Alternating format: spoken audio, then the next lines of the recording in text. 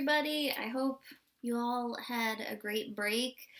That break was everything you needed it to be. And if it wasn't, and you did not get, a chance to rest and recharge, you may have had like family visiting or you needed to travel and stuff, which can be tiring in and of itself. Just remember, we are in the final stretch of the semester, so winter break is right around the corner. So, in the spirit of winding things down a bit at this point in the semester, this is going to be our last week of Canvas discussion. So, what we're going to do this week is essentially collapse the next 2 weeks into 1 week of discussion, and you can choose which readings you want to do. So, you can either choose the reading on mass incarceration, or you can choose the reading on the racial origins of fat phobia. And in this lecture, we'll talk about both social institutions, we'll talk about both prisons as well as health and wellness culture, and you may very well use this video as a way to decide which conversations, which readings spark more interest and more insights for you. So yeah, let's delve into this discussion, and I do want to give just a bit of a content warning as we move into the discussion. So know that we will be talking about different racialized forms of state violence, as well as in the health and wellness discussion, different eugenics discourse, as well as disordered eating. So there will be some discussion of that. So just a heads up for that. And of course, like with any week prior, if, really engaging in, any of those topics is difficult for you, no need to watch the video, and you can just do the reading, that you choose on your own time. So yeah, let's talk a little bit. So with the Julia Sudbury et al. Piece that delves into mass incarceration, the authors are thinking about 4 interlocking factors that underlie the prison crisis.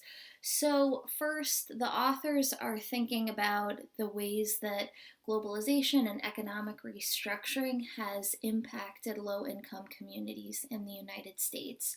So they're first thinking about how scaling back different social programs in the 70s and 80s, thinking about how that has impacted low-income communities, for years to come since then. So thinking about all of the ways that different New Deal era programs, so different forms of social welfare programs, how them being dismantled then created different sets of circumstances that led to different forms of economic insecurity, and in turn criminalized the survival strategies that people engaged in order to make ends meet. So a key piece of this story is talking about Reaganomics. So thinking about how when we are investigating mass incarceration and thinking about the socioeconomic factors around it, so thinking about criminalizing different survival strategies, we're thinking about how the 80s with Reagan were a time where, there was a lot of rhetoric around scaling back government, pushing for small government. But with that, there was the simultaneous expansion of tough on crime and law and order policies. So, these various, tough on crime and law and order policies rationalized further government spending on expanding police, expanding military, expanding prisons. So, we saw a parallel to this in Britain with Thatcherism, what is understood as Thatcherism, named after, Margaret Thatcher, and thinking about how, in Britain, there was this simultaneous racialization of the war on crime. So we saw that there was all of this rationalizing of, the surveillance of low-income communities and all of these increases in punitive measures in order to, criminalize different survival strategies. So, this all emerged in tandem with the rise of neoliberalism. So Reagan really championed this idea of neoliberalism, which we've talked about a little bit in this class. But, prior to the 80s, it was once an ideology that was favored by just a small group of Republicans, a very small subset of Republicans. And, it really pushed for, expanding, different corporate deregulation measures. It pushed for, really prioritizing the growth of corporate America, prioritizing the growth of, global capitalism in various ways, and the various forms of corporate ideologies that come with that. And with that, it rationalized the scaling back of various social programs that supported the social safety net in various ways. So it paired different cultural depictions of those that use different social welfare programs as being irresponsible and lazy. So it is really important to think about how media depictions, how various cultural depictions disseminated through media played this key role in generating cultural buy-in for scaling back these social programs in a key way.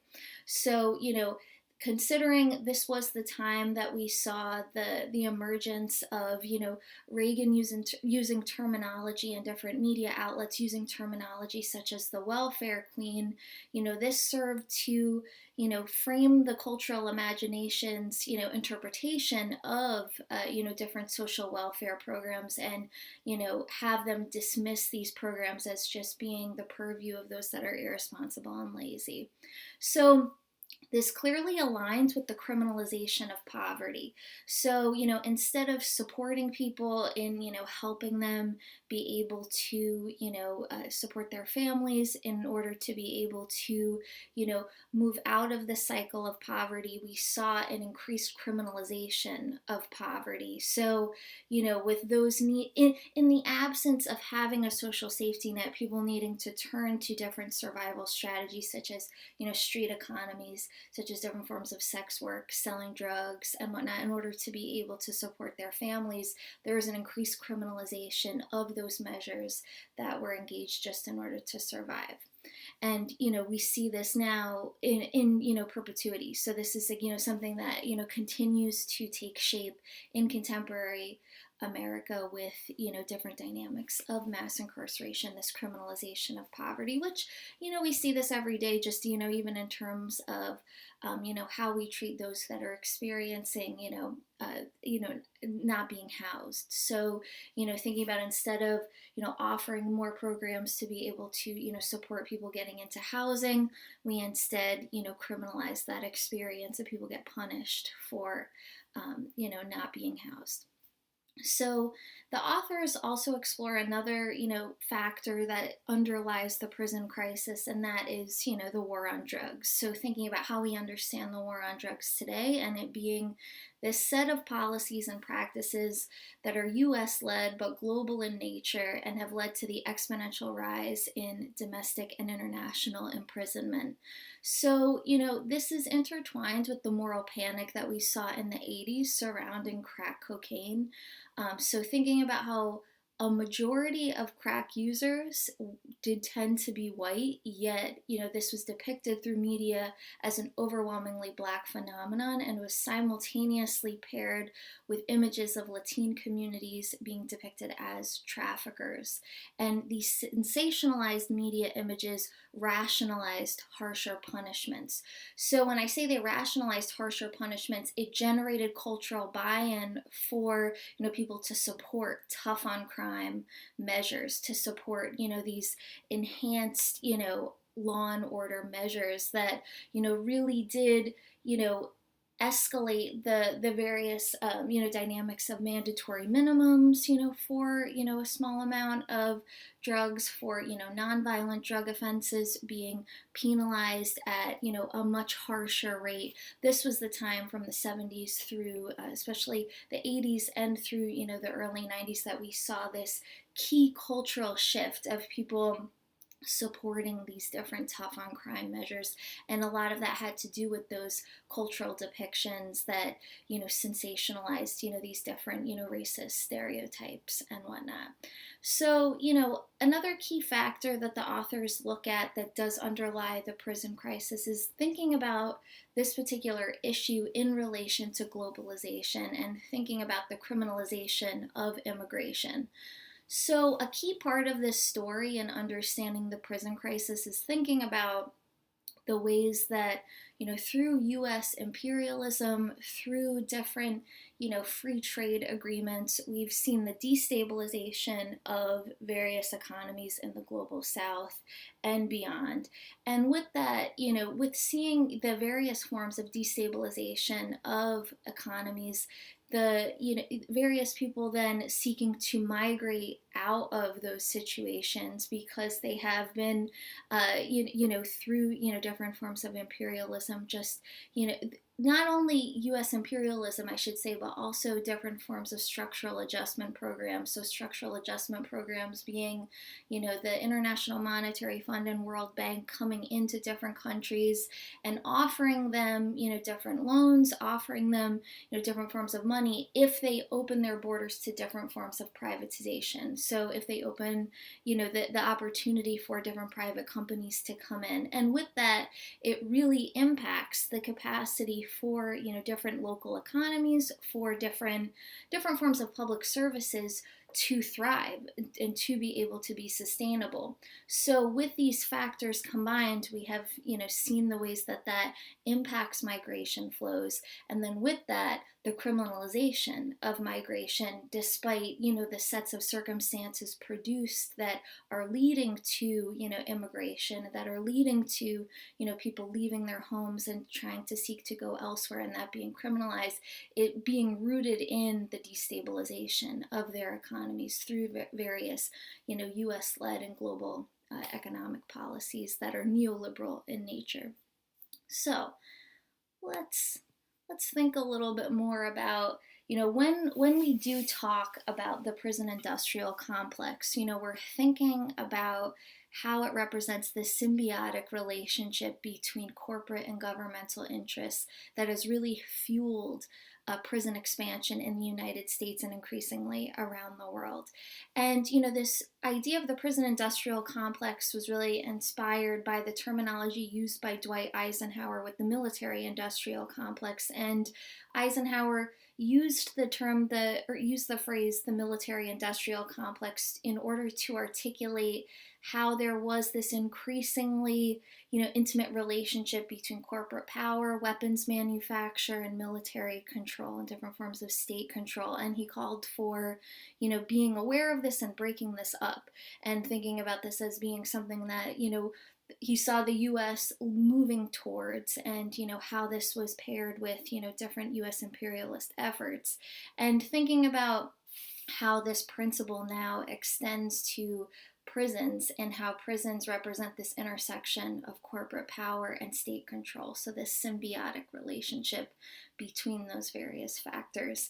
And so now we see the transformation of prisoners into profit. So thinking about the ways that different corporations have come to utilize prison labor as a key form of, labor that sustains, the growth of their, corporate expansion, as well as thinking about cementing prisons into local economies that have really been decimated by neoliberal policies. So thinking about the decimation of, various forms of factory work, various forms of union jobs in, various local economies all around America, and thinking about how, prisons offering the opportunity for them to come in and, providing the opportunities for contractors to, generate some, income through being able to, build prisons, through being able to offer different forms of employment.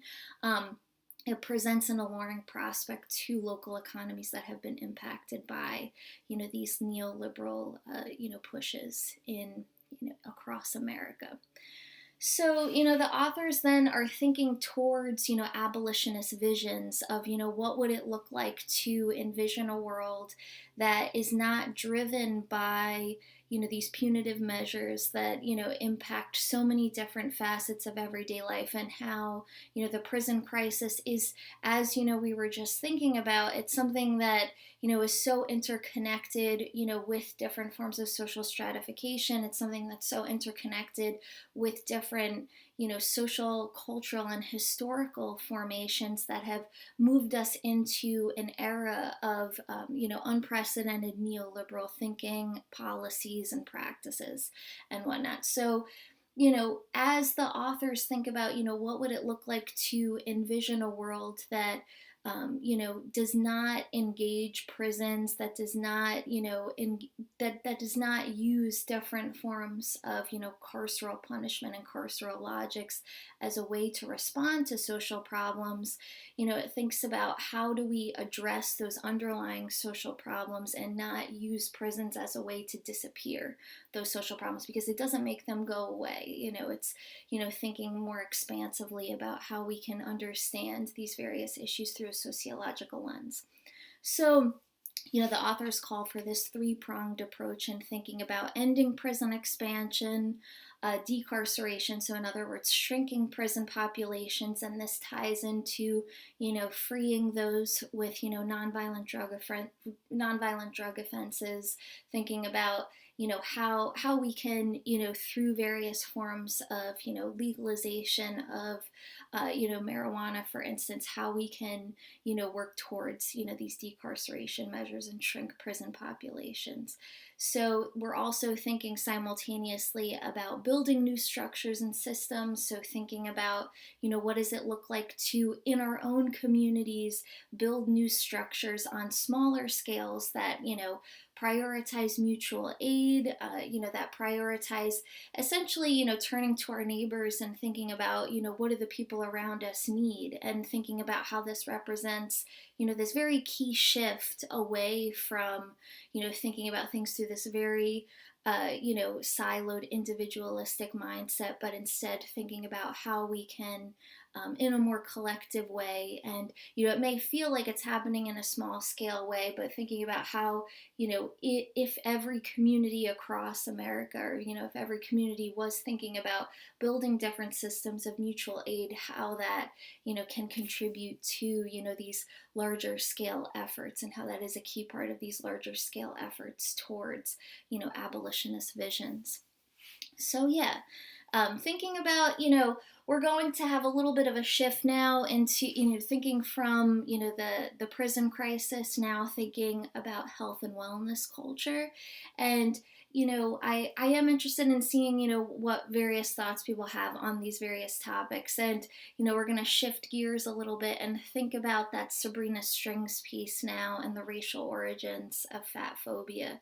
So, with this piece, Sabrina Strings is thinking about, how we can interrogate conceptions of wellness, conceptions of health, and thinking about how they're not only rooted in reinforcing Eurocentric standards of beauty, but how those standards emerged through white supremacist and ableist thinking. So from scientific discourse to, arts and culture and whatnot around the late 1800s, how these were key facets of shaping, various standards of beauty as we understand them today.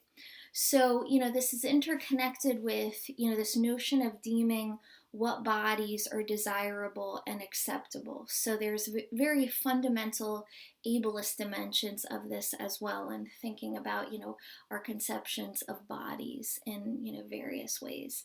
So, it's interesting to think about this topic and how it manifests in today's wellness spaces. So, folks may be very familiar with this, and thinking about, from weight loss programs to wellness brands to social media influencers and so on.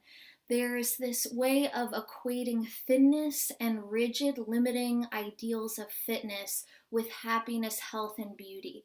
And Sabrina Strings highlights how we can understand this as being very interconnected with historical eugenics discourse, how we can understand this as being very interconnected with historical white supremacist discourse. So in her book, Fearing the Black Body, Sabrina Strings really dissects these ideologies and notes how the historical roots of positioning thinness as an ideal expression of embodiment, demonstrates the Western origins of anti-fat bias and how that emerged from conceptions of white superiority.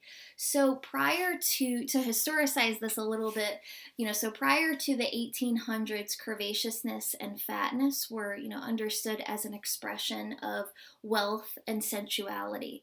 And Sabrina Strings delves into how there was a turn a significant turn from seeing curvaceous women as an ideal. So we saw this with, Renaissance painters like Raphael and Botticelli and whatnot, how they really worked towards defining this ideal. And we saw the significant shift from that ideal toward using the distinction between thinness and curvaceousness as a form of racialized social hierarchy. So, as Sabrina Strings notes, racial discourse was deployed by elite Europeans and white Americans to create social distinctions between themselves and so-called greedy and fat racial others. So artists, elites, and other influential groups really fostered these cultural attitudes around equating whiteness with thinness and modesty, while non-whiteness grew to be equated with curvaceousness and a lack of respectability. So this was a very clear and intentional social construction that was created in the late 1800s to maintain social power.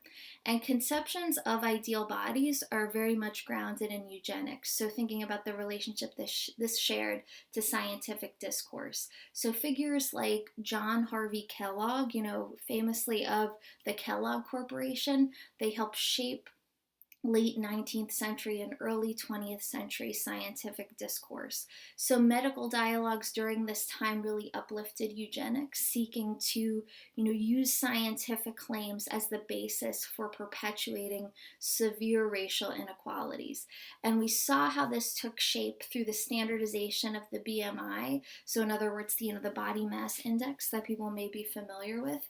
And, this index was established by a Belgian mathematician who sought to measure the height and weight of the average man based on a sample of specifically white European men. And he saw and positioned this particular average as the ideal. So there's obviously gendered and racialized dimensions here at play by thinking about, positioning this ideal that, all bodies are based around, that all bodies are measured against as being, this thin, white, European man. So Kellogg was a key voice in advocating for the BMI, and it created a standard around, these arbitrary guidelines that centered particular body types of white European men as, the quote unquote norm.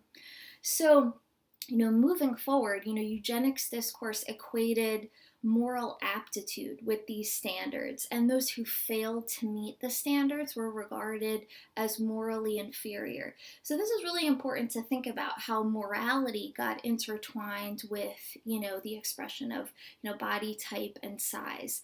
And, this is where many notions of purity emerge. And I think it's very important to draw this thread between, where we saw these notions of purity emerge during this time period with the advent of, or with the growth of different eugenics discourse in relation to, fatness, in relation to, different understandings of curvaceousness in various body types. There is this thread that can be drawn between contemporary clean living wellness spaces. So this notion of like clean living and eating and how that gets equated with this notion of moral aptitude and how that's intertwined with these, fundamentally white supremacist notions of purity. So, we see this in a big way, in, digital culture. People may be familiar with like various social media influencer spaces that, really promote this kind of, rigidity around, fitness and, around eating, and how these different clean living spaces really reinforce this notion of purity. And, this is, of course, where we see pretty alarming intersections with disordered eating. When we think about these ideals of, quote unquote perfectionism and, rigidity around fitness and whatnot that are promoted by contemporary wellness culture. It's also key to think about how this marginalizes people with disabilities when thinking about, expectations around physicality as it relates to, different incarnations of fitness culture, who's left behind when we, are talking about, these different rigid standards. So, it is key to note that as we see, more conversations around body positivity emerging, particularly in digital culture, that these ideologies that people are pushing back against around different standards of thinness, you know these understandings of thinness and purity and fitness are really interconnected with larger historical, cultural, and social formations that perpetuated and intentionally perpetuated different forms of social power, different forms of social hierarchy. And so Sabrina Strings offers, even more great perspective on this. So if this is an interesting topic to you, I definitely encourage you to read that introduction to her book that will be under files on Canvas. So with that, yeah, we will talk more on the Canvas discussion board. And once again, you're choosing, either talking and reading about prisons this week, or talking and reading about, health and wellness culture and the racial origins of fat phobia. All right, I will see you all on the discussion board.